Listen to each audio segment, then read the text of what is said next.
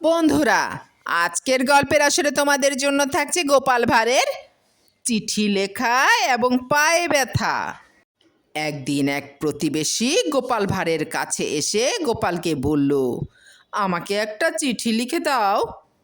গোপাল তখন বলল, আমি চিঠি লিখতে পারবো না, আমার পায়ে ভীষণ ব্যথা। প্রতিবেশী আশ্চর্য হয়ে বলল, চিঠি তো লিখবে হাত দিয়ে, পায়ে ব্যথা তাতে কি হয়েছে? গোপাল বলল, কারণ আমি অত দূর হেঁটে যেতে পারবো না।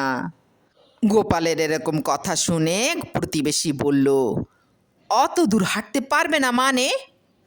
গোপাল বলল, মানে আমার লেখা চিঠি আমি ছাড়া আর কেউ পড়তে পারবে না।